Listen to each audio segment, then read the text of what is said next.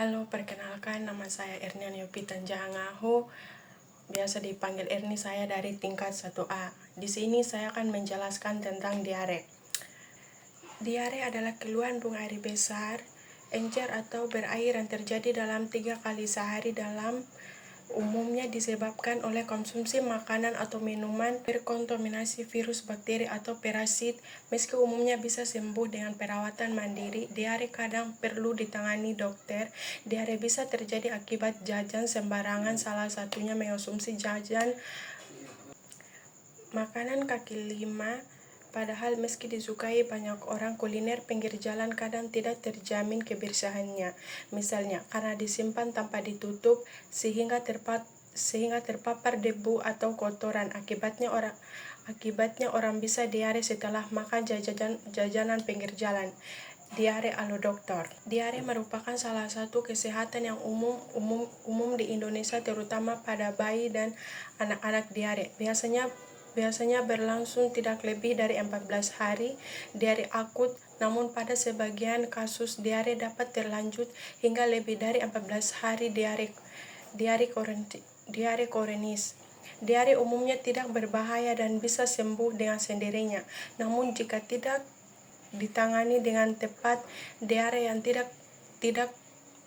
dikunjung membaik atau malah memburuk pada menyebabkan dehidrasi, gangguan elektrolit, hingga kerusakan ginjal. Penyebab diare. Diare bisa disebabkan oleh berbagai kondisi, mulai dari infeksi, keracunan makanan, alergi makanan, atau penyakit lain yang dapat memicu terjadinya diare.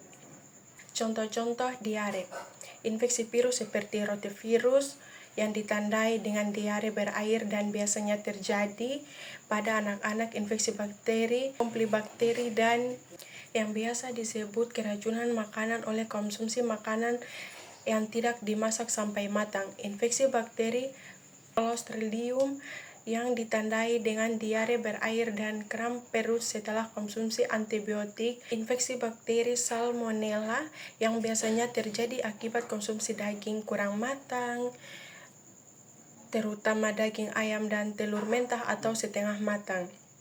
Amebiasis dan infeksi bakteri Shigella yang ditandai dengan tinja berbau amis, berdarah, atau berlendir.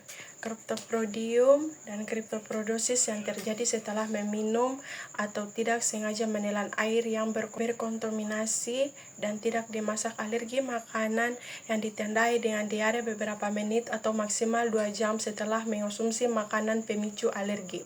Intoleransi laktosa yang biasanya disertai dengan kambung, fases berbau asam, serta anus perih atau kemerahan setelah konsumsi makanan dengan kandungan susu. Sindrom Malassezubris yang ditandai dengan penyakit kronis, menyengat dengan berbau badan, menurun radang usus yang dapat disertai dengan sakit perut, sering mulas dan diare dengan darah atau lendir. Indro-Bowel syndrome yang ditandai dengan bab cair serta kram perut yang hilang, timbul, dan membaik setelah buang air besar. Efek samping terapi medis seperti kemoterapi, radioterapi, atau operasi penyakit lain seperti hepatitis atau kanker usus besar. Gejala diare. Gejala utama diare adalah buang air besar dengan tinja encer atau berair yang terjadi lebih dari 3 kali sehari. Keluhan lain yang bisa dialami oleh penderita diare adalah perut kembung, tidak mampu menahan keringan, buang air besar, perut dalam mulas atau melilit, mual atau muntah, demam, tinja berlendir atau berdarah. Diare segera ditangani dapat menyebabkan dehidrasi. Gejala-gejala yang menunjukkan penderita mengalami dehidrasi adalah pusing, rasa sangat haus, buang air kecil menjadi sedikit atau jarang urin berwarna gelap, mulut atau kulit kering, lemas pada bayi dan anak-anak. Dehidrasi juga bisa dikenali dari gejala-gejala berikut: lebih rewel dari biasanya, air mata berkurang, sangat menangis, tidak ada urin pada popok selama 3 jam atau lebih, mulai dan lidah kering, mata, perut, dan pipi yang terlihat cekung, lemas jika dehidrasi sudah berat, dehidrasi berat seperti pingsan, kerusakan organ seperti gagal ginjal, akut hipokalmia, prolaps rektum, kekurangan biokarbonat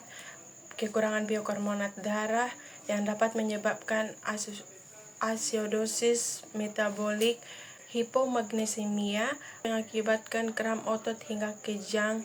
Pencegahan diare. Diare bisa dicegah dengan menerapkan kebiasaan hidup bersih melalui cara-cara rajin mencuci tangan dengan sabun, dengan air yang mengalir, terutama sebelum dan setelah makan, serta sesudah menggunakan toilet, mencuci buah dan sayur, serta mengolah bahan makanan seperti daging sapi sampai benar-benar matang, tidak mengonsumsi makanan atau minum air yang belum dimasak sampai matang, memberikan ASI eksklusif pada 6 bulan pertama bagi bayi. Guna membantu membentuk antibodi dalam melawan mikroorganisme penyebab diare, menjalani vaksinasi rotavirus untuk melindungi bayi dan setengah dari serangan virus yang paling umum menyebabkan diare.